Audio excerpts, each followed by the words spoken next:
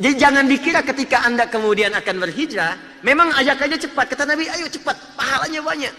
Ayo cepat, perubahannya tinggi. Tapi untuk mendapatkan kebaikan itu, untuk jadi orang baik itu ada tantangan. Maaf. Untuk belajar saja, pasti ada ujian. Sekarang orang mengerjakan yang haram saja, ada tantangan. Masa Anda pengen baik ada tantangan? Bukankah di balik tantangan itu ada pahala? Bukankah di balik persoalan ada kesabaran? Bukankah sabar mendekatkan kepada Allah? Innallaha ma'as sabirin. Bukankah kalimat pertama di surga bagi orang sabar? Salamun alaikum bima sabartum. Karena itu, pesan pertama dalam Al-Quran, ketika ada tawaran hijrah, cepat ambil. Jangan tinggalkan. Tapi pahamilah dari awal, ketika Anda berhijrah, Anda pasti akan mendapatkan tantangan. Maka saya bermohon, ini banyak datang dari mana. Tidak cukup kita bersua di sini. Begitu Anda kembali, maka coba lihat siapa yang hadir di samping kanan Anda, kiri Anda. Kemudian bangun relasi dengan mereka. Kuatkan. Dan itu solusi. Makanya kita diikat dalam jamaah itu bukan cuma datang dan pergi, tidak.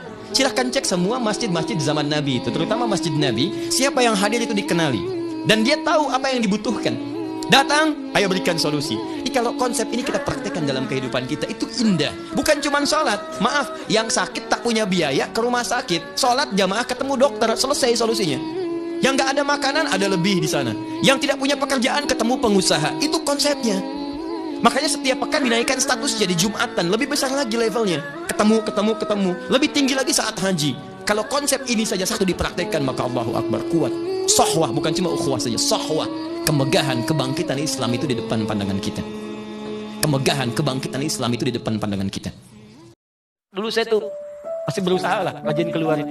Kadang pakai motor, lihat yang nyapu jalan, Pak. Begitu antum lewat bersih, nggak tumpah itu, kan ada yang nyapu tuh.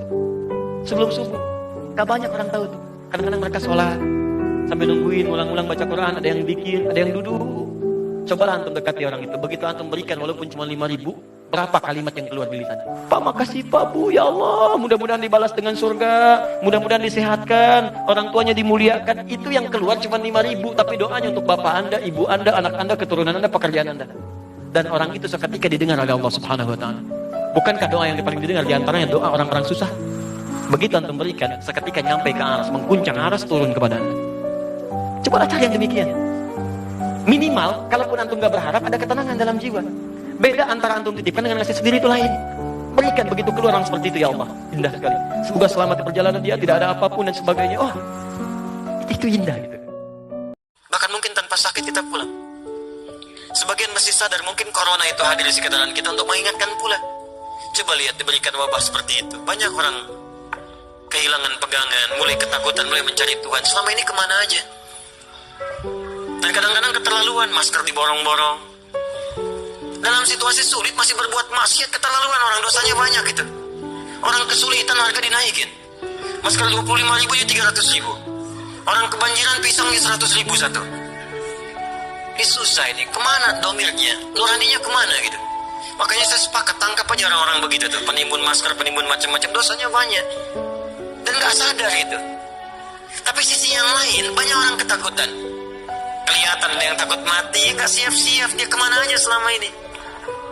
Ada yang khawatir, ada yang borong makanan sampai sana sini, ketakutan. Anda apa yang ditakutkan? Anda meninggal juga tanpa virus pun Anda meninggal. Orang mukhlas ini termasuk orang yang disebutkan langsung oleh iblis gak bisa ditembus.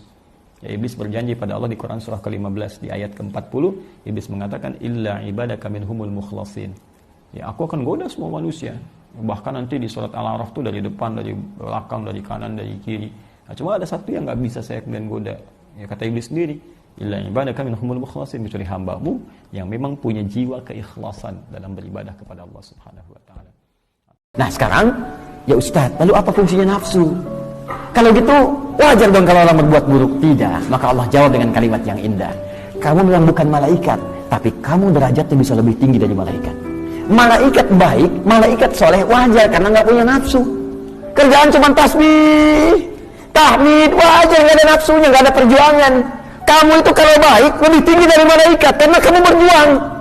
Nggak mudah untuk sholat, malaikat gampang. Yang diciptakan tasbih aja, nggak ada tantangannya. Alhamdulillah, nggak ada tantangan. Wa nahnu nusabbihu bihamdika wa nuqaddisu lak. Quran surah kedua ayat 30. Ya Allah, kenapa bukan kami yang khalifah? Kami ini kan kalau tasbih aja, tahmid aja. Kata Allah, saya lebih tahu. Kalau kamu yang ditugaskan, nggak ada yang bangun, nggak akan ada ITB, nggak ada Salman, yang ada tasbih, gitu kan? Nggak ada pembangunan, nggak ada keindahan di bumi, mesti ada yang lain. Baik, ini kalau kita benar-benar bisa beramal soleh, meningkatkan takwa kita, maka kita lebih tinggi nilai dibanding malaikat. Ustadz, supaya nanti saat ceramah pun saya bisa nampak ada di sini. Wah, bahaya. Janganlah, ya. Termasuk sekarang tabaruj itu bukan pakai parfum lagi. Maaf, pakai status. Ceklik. Sedang ada kajian di Masjid Ar-Rahman. Bibir dimonyong-monyong. Tabaruj gaya baru tuh. Dan sekarang itu bukan nggak keluar pun, nggak keluar. Dulu kan bahasa Qurannya kalian keluar untuk pamer. Sekarang nggak keluar bisa pamer. Di rumah sudah pamer. Ada sesuatu yang baru, foto. Jilbab baru, dicoba sambil dipoto, ceklik, diupdate. Ya, tampil jilbab baru. Semoga diridhoi Allah.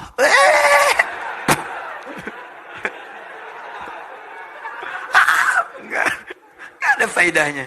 Tetap baru nggak keluar, sudah dosa. Apalagi keluar. Jelas ya?